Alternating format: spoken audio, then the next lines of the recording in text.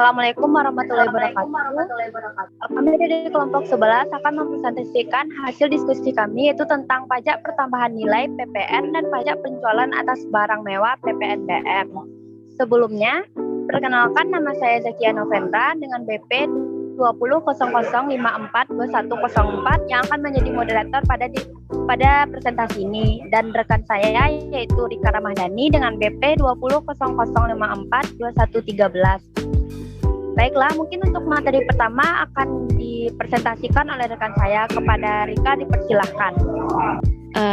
Baiklah, saya akan mempresentasikan kelompok saya, yaitu pengertian dan dasar hukum. Pengertian pajak pertambahan nilai atau disebut dengan PPN. PPN adalah pungutan pemerintah yang dibebankan atas setiap transaksi jual beli barang maupun jasa yang dilakukan oleh wajib pajak pribadi atau wajib pajak badan yang telah menjadi pengusaha kena pajak tersebut dengan PKP. Pengertian pajak penjualan atas barang mewah atau disebut dengan PPNBM. Pajak penjualan barang mewah merupakan pajak yang dikenakan selain pajak pertambahan nilai atau disebut dengan PPN untuk penjualan barang-barang yang tergolong sebagai barang mewah. PPNBM merupakan jenis pajak yang merupakan salah satu paket dalam Undang-Undang Pajak Pertambahan Nilai. Pengertian dan dasar hukum. Pertama, dasar hukum PPN dan PPNBM. Undang-Undang Nomor 8 Tahun 1983, Undang-Undang Nomor 8 Tahun 1983 tentang pajak pertambahan nilai dan pajak penjualan atas barang mewah diciptakan untuk mengatur tentang PPN dan PPNB yang disahkan pada 1 April 1985. Kedua, Undang-Undang Nomor 18 Tahun 2000. Setelah Undang-Undang Nomor 8 Tahun 1983, muncul perubahan kedua yaitu Undang-Undang Nomor 18 Tahun 2000 tentang perubahan kedua atas Undang-Undang Nomor 8 Tahun 1983 tentang PPN, barang dan jasa, dan PPNBM. Perubahan ini dilakukan dengan tujuan menciptakan sistem perpajakan yang tepat untuk masyarakat, juga untuk meningkatkan penerimaan negara. Ketiga, Undang-Undang Nomor 42 Tahun 2009 perusahaan pada Undang-Undang Cipta Kerja. Perubahan ketiga adalah Undang-Undang Nomor 42 Tahun 2009 tentang pajak pertambahan nilai barang dan jasa dan PPNBM untuk melengkapi kekurangan pada Undang-Undang PPN sebelumnya.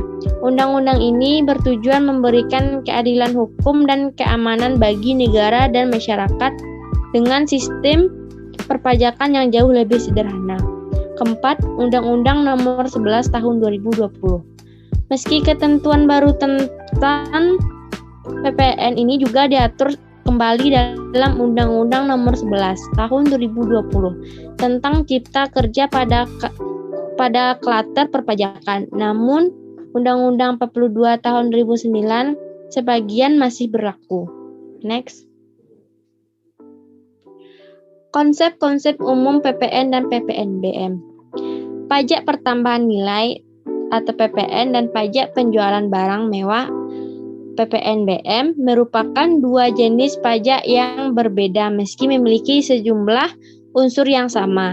Dari pengertian saja kita bisa disimpulkan jika PPN dan PPNBM merupakan dua hal yang berbeda. PPN merupakan pajak yang dikenakan terhadap pertambahan nilai yang muncul karena yang menyiapkan, menghasilkan, dan memperdagangkan barang kena pajak atau disebut dengan BKP dan jasa kena pajak JKP. Sementara PPNBM merupakan pajak yang dikenakan pada barang masuk golongan barang mewah. Pengenaan PPNBM disebabkan pada produsen atau PKP yang menghasilkan atau mengimpor barang mewah. Dari pengertian tersebut sudah jelas bahwa PPN dan PPNBM merupakan jenis pajak yang berbeda. Meski metode penerbitan faktur pajak dan pelaporan SPT-nya menggunakan mekanisme pelaporan yang sama. Objek PPN dan pengecualiannya. 1. Barang atau jasa yang dikenakan pajak pertambahan nilai (PPN). Pertama, penyerahan barang kena pajak (BPK) dan jasa kena pajak (JKP) di dalam daerah pabean yang dilakukan oleh pengusaha. Kedua, impor barang kena pajak. 3. Pemanfaatan barang kena pajak tidak berwujud dari luar daerah pabean di dalam daerah pabean. Keempat, pemanfaatan jasa kena pajak dari luar daerah pabean di dalam daerah pabean. Kelima, ekspor barang kena pajak berwujud atau tidak berwujud dan ekspor jasa kena pajak oleh pengusaha kena pajak (PKP). Keenam, kegiatan membangun sendiri bangunan dengan luas lebih dari 200 meter yang dilakukan di luar lingkungan perusahaan dan atau pekerjaan oleh orang pribadi atau badan yang hasil digunakan sendiri atau pihak lain. Penyerahan aktiva yang menurut tujuan semula tidak untuk diperjualbelikan sepanjang pajak masukan yang dibayar pada saat perolehan aktiva tersebut boleh dikreditkan.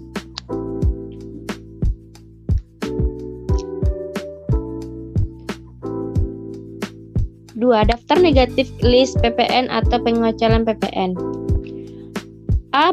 Barang hasil pertambangan atau pengeboran seperti minyak mentah, akses, batu bara, gas bumi, dan lain-lain. Pertama, barang kebutuhan pokok, beras, jagung, susu, daging, kedelai, sayuran, dan lainnya. Makanan dan minuman yang disajikan di rumah makan atau restoran. 3. Uang dan emas batangan. Keempat, jasa pelayanan medis, pelayanan sosial, jasa keuangan, asuransi, pendidikan, dan sebagainya. B. Barang atau jasa yang dikeluarkan dari daftar negatif list PPN, sembako kena PPN. Seiring dengan rencana kenaikan tarif PPN 12%, dalam draft RUU KUP ini pemerintah juga akan mengeluarkan seiring dengan rencana kenaikan sejumlah barang atau jasa yang bebas PPN menjadi dikenakan PPN. Berikut adalah daftar barang atau jasa yang dikeluarkan dari daftar negatif list PPN. Pertama, sembako atau 9 bahan pokok seperti beras, gula konsumsi, dan lainnya. Kedua, jasa pendidikan.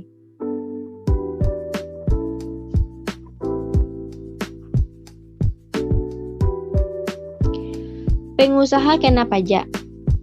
Pengusaha kena pajak atau yang bisa disebut dengan PKP adalah pengusaha yang melakukan penyerahan barang kena pajak dan atau penyerahan jasa kena pajak yang dikenakan pajak berdasarkan Undang-Undang Pajak Pertambahan Nilai (UU Undang-Undang PPN 1984) dan perubahannya.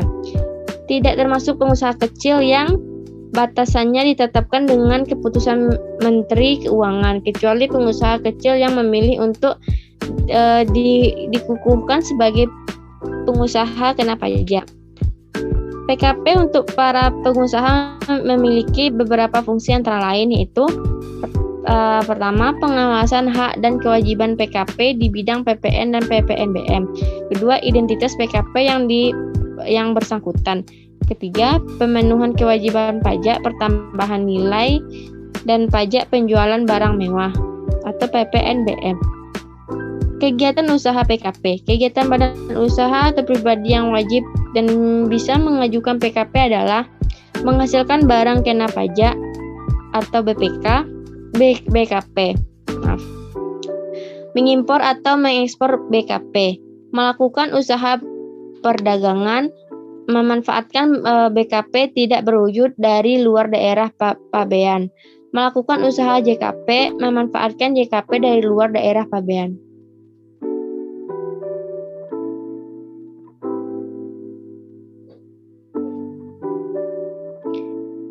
pengusaha kena pajak. Hak PKP. Pengusaha yang telah dikukuhkan sebagai PKP akan mendapat hak-hak sebagai berikut.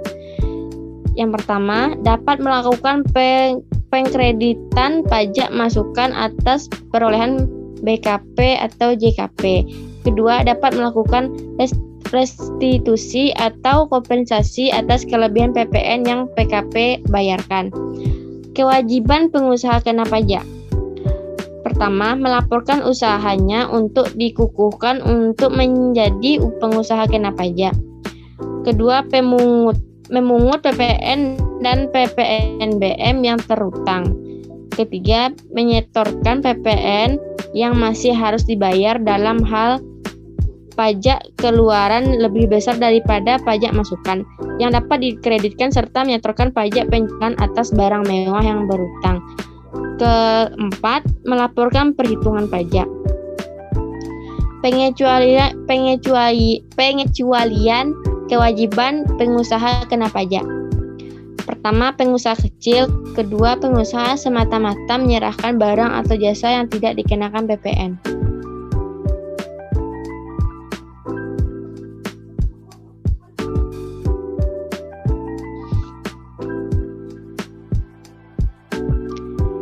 Dasar pengenaan pajak. Dasar pengenaan pajak DPP sendiri terdiri dari: pertama, harga jual. Harga jual adalah nilai berupa uang termasuk semua biaya yang diminta atau seharusnya diminta oleh penjual karena penyerahan barang kena pajak. Kedua, penggantian. Penggantian adalah nilai berupa uang termasuk semua biaya yang diminta atau seharusnya diminta oleh pengusaha karena menyerahkan jasa kena pajak. Ekspor jasa kena pajak atau ekspor barang kena pajak tidak berwujud. Ketiga, nilai impor. Nilai impor adalah uang yang digunakan sebagai dasar perhitungan bea masuk ditambah pungutan berdasarkan ketentuan dalam peraturan perundang-undangan yang mengatur mengenai kepabean dan cukai untuk impor barang kena pajak. Keempat, nilai ekspor. Nilai ekspor adalah uang atau biaya yang diminta oleh eksportir. Kelima, nilai lain. Nilai lain adalah nilai berupa uang yang ditetapkan sebagai dasar pengenaan pajak yang diatur oleh Menteri Keuangan.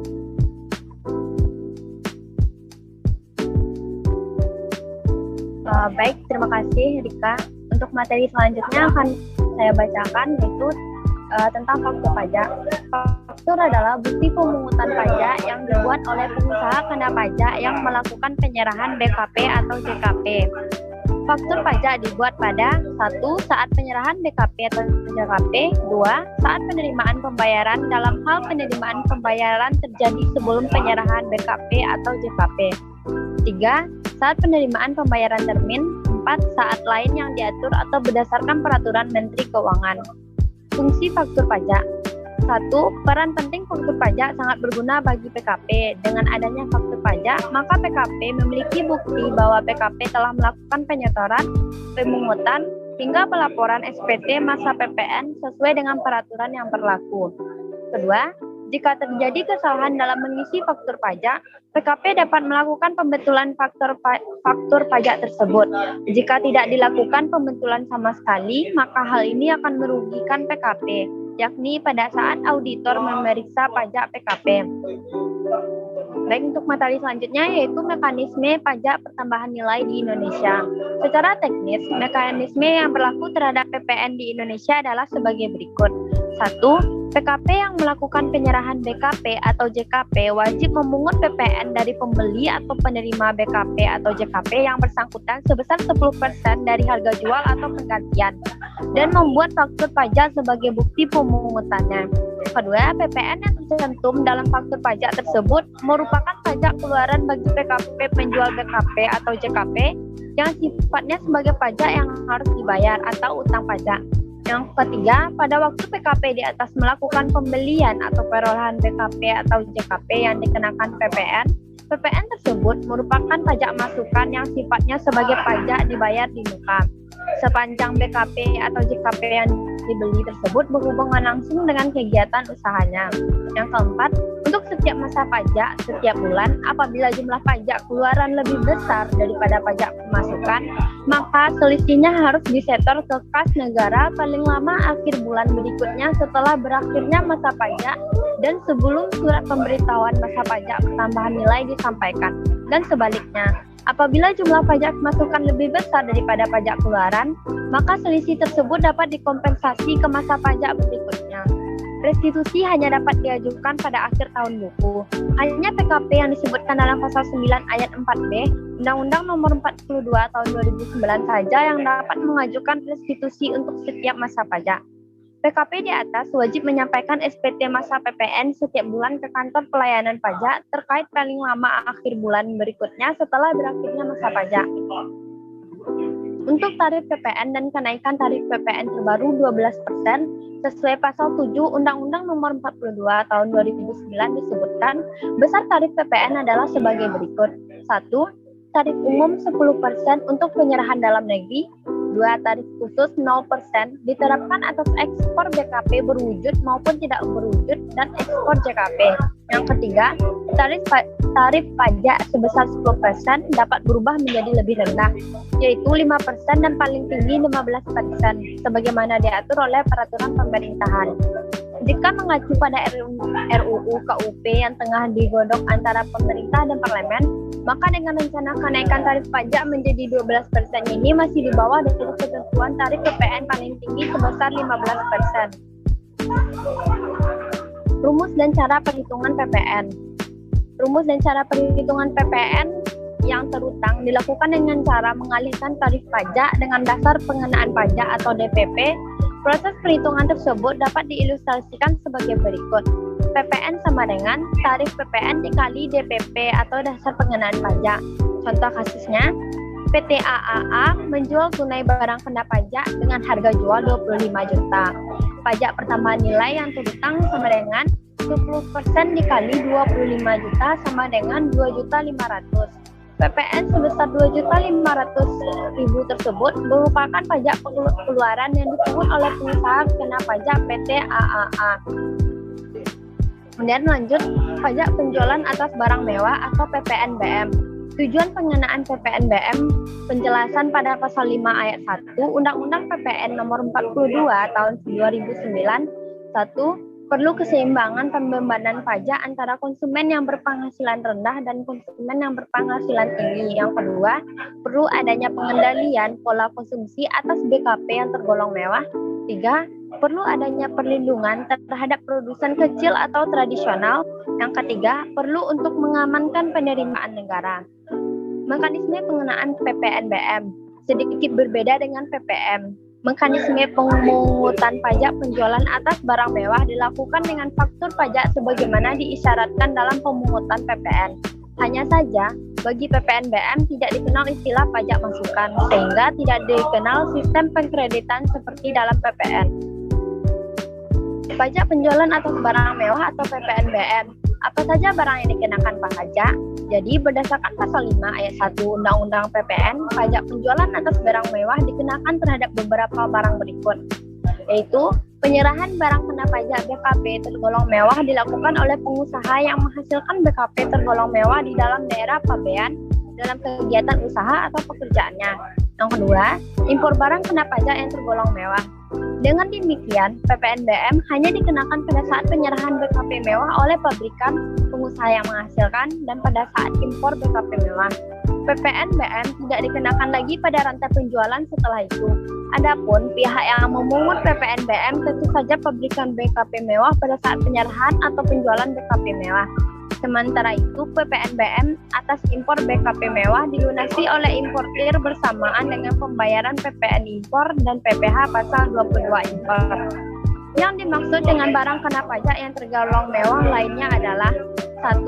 Barang tersebut bukan merupakan barang kebutuhan pokok. 2. Barang tersebut dikonsumsi oleh masyarakat tertentu. 3. Pada umumnya barang tersebut dikonsumsi oleh masyarakat berpenghasilan tinggi. 4. Barang tersebut dikonsumsi untuk menunjukkan status, atau yang kelima, apabila dikonsumsi dapat merusak kesehatan dan moral masyarakat serta mengganggu ketertiban masyarakat. Lanjut ke tarif PPNBM. Tarif PPNBM tergolong mewah atau pengenaan tarif barang kena pajak tergolong mewah digolongkan ke dalam beberapa kategori sebagai berikut. Yang pertama, tarif 10%, merupakan kendaraan umum kategori tertentu, alat rumah tangga, alat pendingin, hunian mewah, televisi, dan minuman non-alkohol. Yang kedua, tarif 20%, yaitu kendaraan bermotor kategori tertentu, alat fotografi, berbagai jenis permadani, peralatan olahraga impor, dan barang. Yang ketiga, tarif 25%, yaitu kendaraan bermotor berat dan berbahan bakar solar, misalnya kombi, pick up, dan minibus. Yang keempat yaitu tarif 35%, minuman bebas alkohol, bahan berbahan kulit impor, batu kristal, bus, dan barang pecah belah. Rumus dan cara perhitungan PPNBM. Cara menghitungnya yaitu bisnis barang mewah seperti barang elektronik, mobil, gadget, dan sebagainya sedang berkembang pesat di Indonesia. Sebagai pelaku bisnis, Anda wajib memahami cara perhitungan pajak barang mewah. Cara menghitung pajak penjualan atas barang mewah terutang sebagai berikut, yaitu PPNBM terutang sama dengan DPP PPNBM dikali tarif pajak. Tarif khusus pajak penjualan atas barang mewah atas ekspor BKP tergolong mewah sama dengan 0%. Contoh kasusnya yaitu harga jual sedan diesel 1800 cc oleh PKP, produsen sama dengan 260 juta, PPN-nya yaitu 26 juta, PPNBM-nya yaitu 104 juta, total harga jual termasuk PPN dan PPNBM sama dengan 390 juta. Perhatikan bahwa DPP PPNBM sama dengan DPP PPN. Baiklah, mungkin hanya itu materi yang dapat kami sampaikan. Kami ucapkan terima kasih. Sebelumnya kami mohon maaf jika ada kesalahan yang kami sampaikan. Baiklah, Assalamualaikum warahmatullahi wabarakatuh.